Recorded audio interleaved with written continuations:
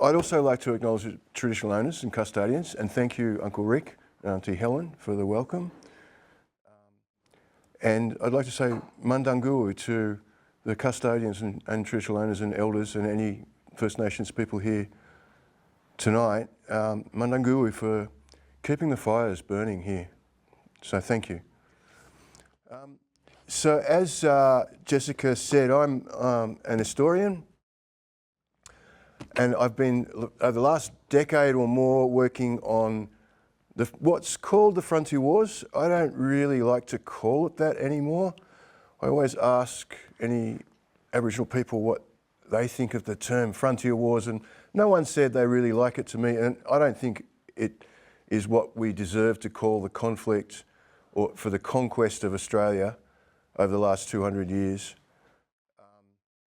And I'll get on to that, what I prefer to call it, at the end of this talk. But what's, I'm from Sydney, grew up in Blacktown, and became interested in my local history. Years ago, what got me into this topic was listening to a famous historian, Henry Reynolds, talk about what he called the Frontier Wars. And he said, he's been writing about the Frontier Wars since the 1970s. And he said that he's done the big picture stuff from historians. What's needed now is the local stories. And that got me started thinking about my area around Sydney. And surprisingly, no one had written a history of the resistance in the Sydney area. And so in 2018, this came out, the Sydney Wars. Conflict in the early colony, 1788 to 1817. And to my surprise, it was well received, and it was the first book that covered the conquest of Sydney. And it took from 1788 to 1816-17 for that to occur, with 3 significant periods of resistance warfare right across the Sydney region. I'm actually now moving back to that in my next book and looking at that 1814 to 16 period, which you may know kind of ends with the Appin massacre of 1816. But there's a strong resistance period, 1814 to 16, around the southern areas of Sydney into Gudyarra, Dharawal and Darug country down the south there. Now, of interest, I hope, to you people, was that the Sydney Wars, part of that research led me to look at Governor Macquarie's campaign in 1816. And he sent out, you may know, he sent out military detachments all around the Sydney region. What people don't know as well is that he also sent a detachment to guard the road from Sydney to Bathurst. And Bathurst had just been established as an outpost in 1815, and one of the most important things in his military campaign was to guard that road across the Blue Mountains, because Bathurst was to be the future prosperity of the colony of Sydney, of New South Wales. Now, so once I produced the Sydney Wars, that got me thinking about the Bathurst War. And so I went to look at what historians had done about the first Wiradyuri War of resistance. And guess what? There was 2 history books written about the Bathurst Wars, about the first Wiradyuri War of Resistance. One written back in the 1970s and one written by Mary Coe, which was a brief history. So there was no detailed study of a war for the occupation of from here to the other side of Bathurst. And so I got working with some of the Bathurst elders and come up with this book, Gudyarra, which is war or battle. The first Wiradyuri War of Resistance, the Bathurst War, 1822 to 1824. Hands up anyone who's read it. Oh! So I do have some copies over here, but hopefully your library has copies as well. Now, just briefly about the Bathurst War and about histories. One of the things that struck me. So as I said, only 2 histories. One written in the 1970s, one by Auntie Mary Coe, which is a very brief account and largely the story of Wiradyuri. you know, these hadn't been treated in detail by historians. I feel, and I've always felt, as a duty of care, as you were saying, Uncle, as a responsibility as an historian to tell these stories properly and truthfully. And I think historians have done a disservice to these histories in the past. You know, I looked at the histories of Bathurst, for example, written from the 1920s to the 1990s. And often that Bathurst War is a couple of pages out of 200, or even if it's there, sometimes it's missing. And often the story of Wiradyuri occupation and resistance is just the first few pages. So hopefully, you know, myself and other historians are now trying to, you know, revise these histories, update these histories, introduce these stories that have been repressed, ignored, or dismissed in the past. And as an historian, the amazing amount of information from colonial records, just colonial records about the resistance warfare is incredible. So, you know, these books are essentially looking at the primary sources, colonial letters, you know, letters that say the colony is under threat by this resistance in 1824. Wiradyuri's warriors have, you know, decimated the country around Bathurst. There's settlers are fleeing, convicts are sheltering. There's 21 white people dead, and this resistance is strong, and the colony is under threat. And a military campaign, again, just like the Governor Macquarie's campaign, Governor Brisbane establishes a military campaign to try and get control, and he declares martial law west of the Blue Mountains. Now, that's a really big moment. And many of you may know there was a conference last year, and there's been an annual commemoration in Bathurst about that declaration of martial law. It was a really significant moment in Australian history, one of the few times that martial law has been declared, and that just shows that the threat and the strength of the resistance that Wiradyuri and other leaders in the Central West area were showing at that time.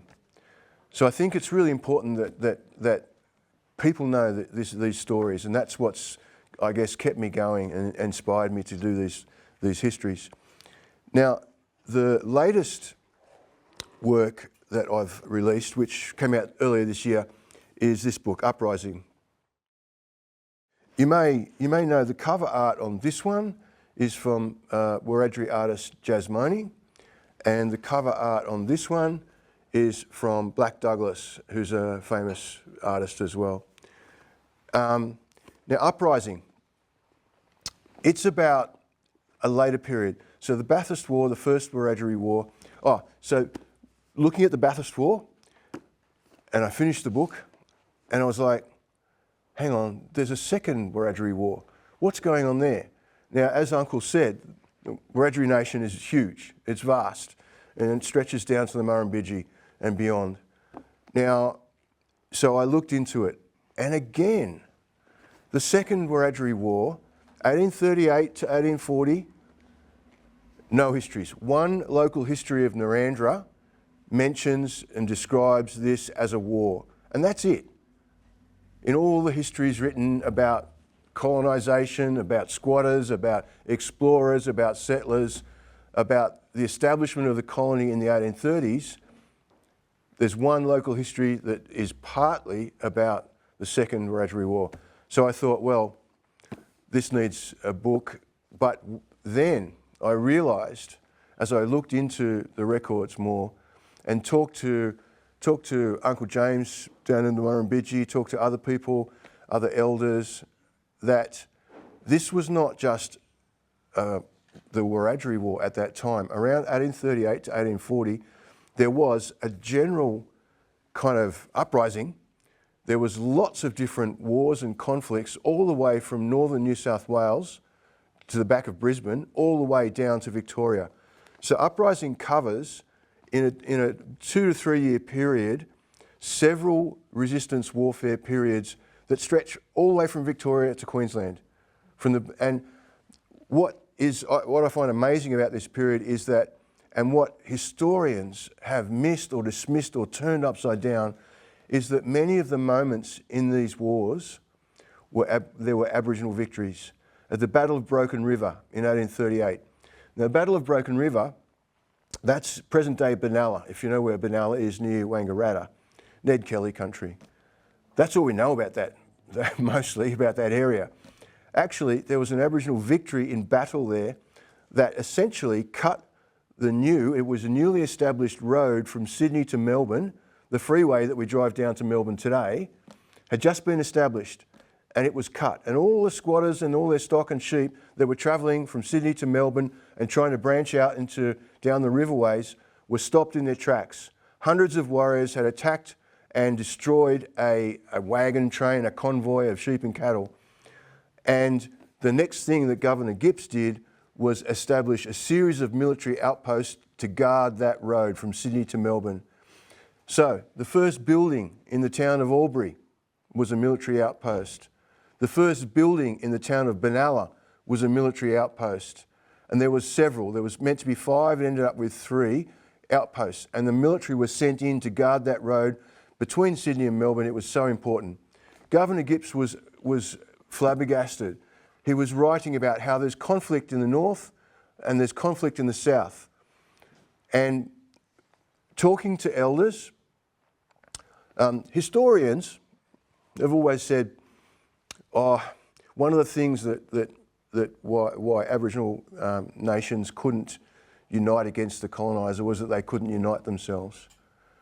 And that's one of the reasons why they couldn't succeed, which is garbage.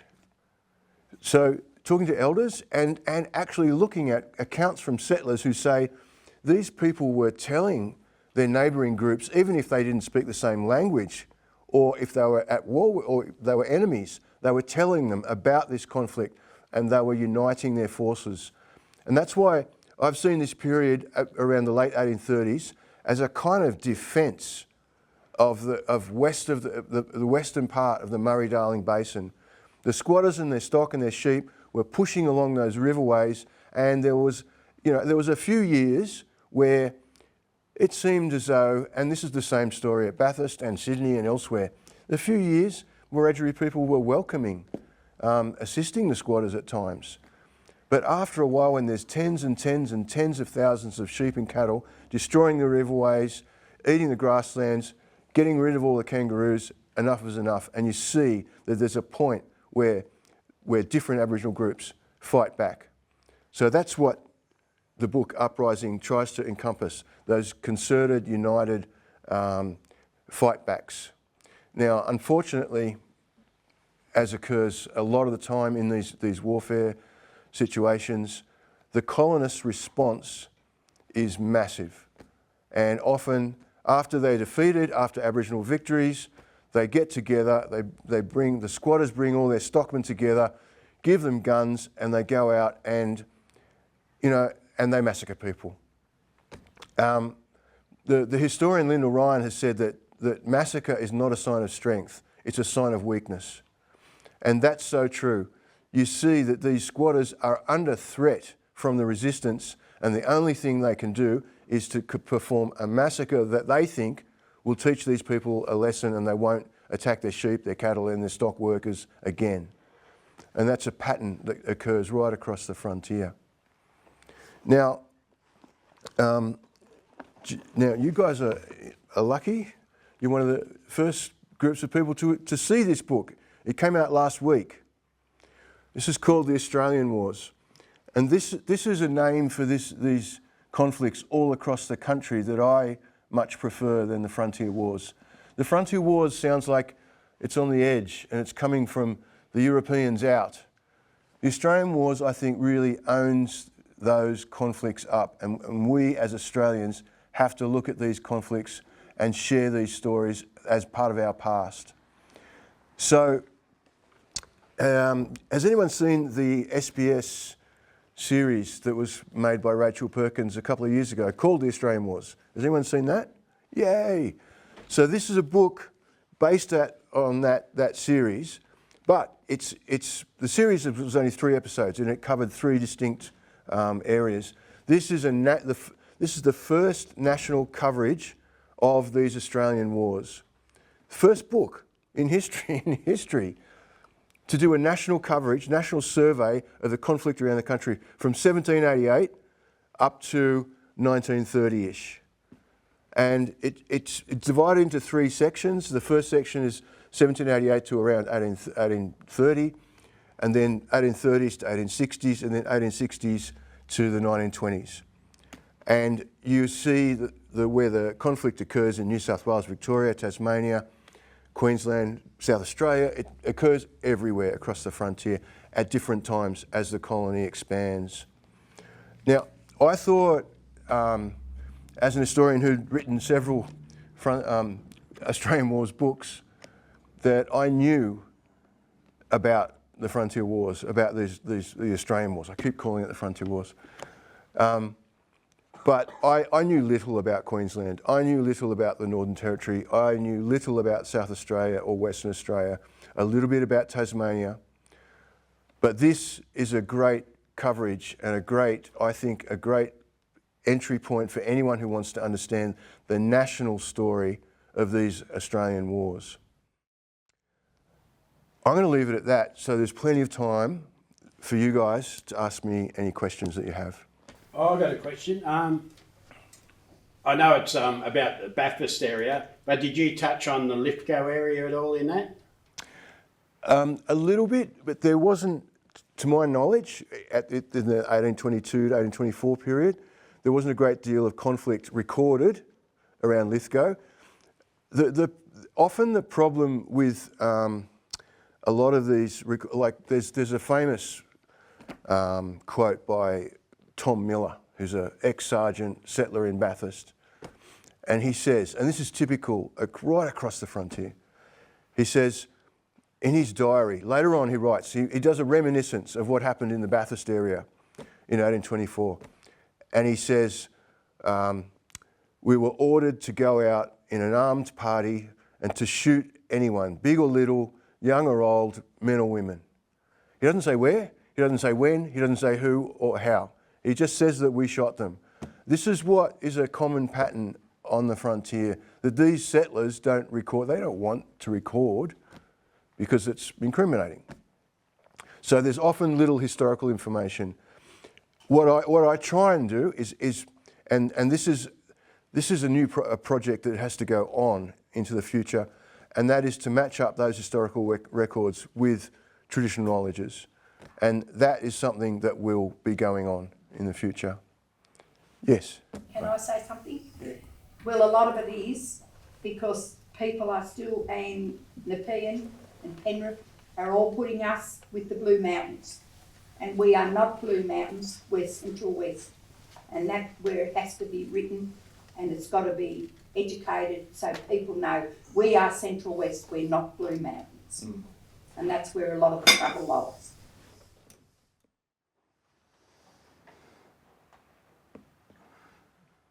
Okay. Another question. Because I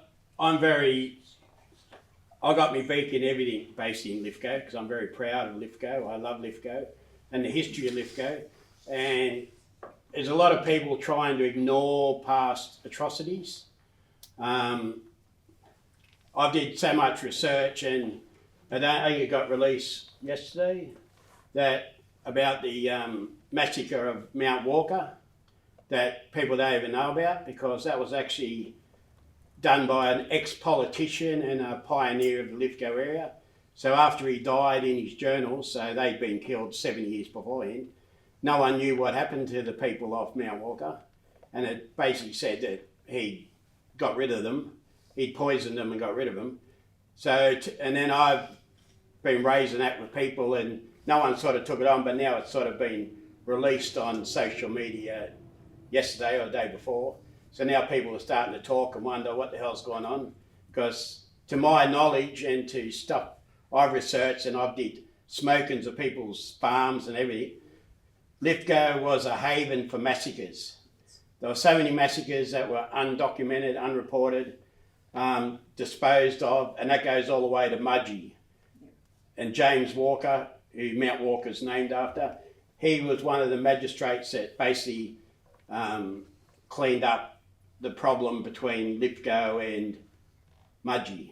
So that's where I'm a descendant from that area as well. So I've been trying to raise a lot of issues, but it's good that there's an author out there documenting all this, but there's so much information that's been lost. Yeah, one of the things I try to do is talk about the resistance warfare and the massacres, not just the massacres or the resistance warfare. And often, I think some of the massacres you might be referring to occur after that 1824 period, and I didn't look at that. I kind of stop in 1824. That's the end of the war, so much. But in this area, in other areas, after that warfare, that resistance warfare, the massacres go on over years and years. Yeah, yeah. And the poisonings and the individual killings, and you know, some of you may know the Colonial Frontier Massacre Map, which is an online map. It has 420 odd massacres around the country, right? Now, the criteria for a massacre is 6 or more people killed, right? Well, we know there's massacres of 5, 4, 3, you know, there's hundreds more massacres. So, but that was in response to people saying, oh, but, you know, how many is a massacre? Or, you know, questioning it. So there was this strong criteria. But there's so much more work to be done and the massacre map people said that. This is just to show you that of major massacres, there's over 400 right around the country. So there's so much more work to be done to account for all this, yes. Hi everyone, I'm a history teacher at Lithgow High School. We've got a new curriculum coming in from 2027 that puts Aboriginal experiences of colonisation sort of front and centre of the document for the first time. Even then it feels like the curriculum is probably 20 or 30 years behind where historical research and books like yours are at. What do I need to know to be imparting to my students in terms of, I guess, the value of local histories and particularly for students at Lithgow High, their place in history? I'm not a teacher. My dad was a teacher. My mum was a teacher, but I'm not. But I have been working with the History Teachers Association because a lot of school teachers, because of this, which I hope everyone understands, that next year the curriculum changes and there's this course where finally Year 9, Year 10? Year 9 students are being forced, I shouldn't say being forced, but are studying the Aboriginal experiences of colonisation. And part of that has to be about the Frontier Wars. And a lot of the teachers have asked historians like me, how can we teach this? How can we teach Year 9 these often terrible stories? And they're working ways through. There's been history teachers groups that are working through materials. There's a lot of materials, educational material content coming through from this that goes through the Culture is Life. We're working on a program for schools. But the main thing I say is don't give up. Don't not teach it because it's difficult. There's got to be ways, and there's got to be ways of doing it. And I think one of the keys, as with all of this, teaching about the Aboriginal experiences of colonisation, we need to hear from Aboriginal people as well. And that's got to be a key component of that teaching in classes. Yeah. I was just wondering, at the moment, the political will is there to teach this sort of thing, but there's also another sort of lot of people that sort of say they don't want the black arm banned view of history and Tony Abbott's book. I don't know. Have you read that one? No, I haven't. I can't bring myself to read it. I've read some cracking reviews. If you want to. Yeah. So you know, I sort of worry about the secureness of this teaching it through schools how secure is it? Yeah, look, in a few years, yeah, governments could change and it could all change again, that's right. But hopefully not. Hopefully, I mean, this is just telling the truth. That's all it is. The truth's got to be told. It Yeah. never has, and it's got to be told now. Yeah, yeah. So, how long can you argue for? I am ultimately. There is a pushback about this. People were saying the history wars are over. You know, that black armband history that happened 20 years ago. You know, no, they're never over. And there's been a bit of a push with Tony Abbott's new book. We should be celebrating the good things about Australian history, not the bad. We're like, let's put them aside, right? Like, yeah, and it's yes. And also the UK still, you know. Huh? Also, Also in all of the things, so the English, took Yes. Scottish land, yes, there were that's true. massacres of Yes, Scottish that is people. true. and that's still But we it know about happens that. everywhere. It's taught. Well, actually, one of the things I was going to say is that because they don't know a lot about it, a lot of that stuff wasn't recorded in Scotland either. Yeah. And one of the things that they do on the Outer Hebrides is they had a big project through the university to collect oral histories and stories and things like that.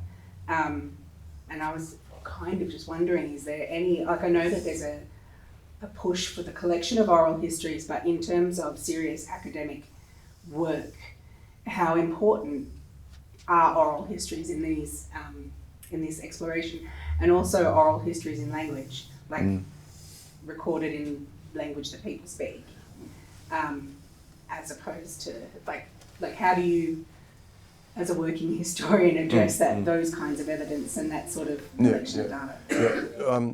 Firstly, there are people out there who say oral history isn't history; it's got to be written, and that's just crazy. That's it's wrong. If you look at First Nations oral histories, you've got stories that go back tens of thousands of years.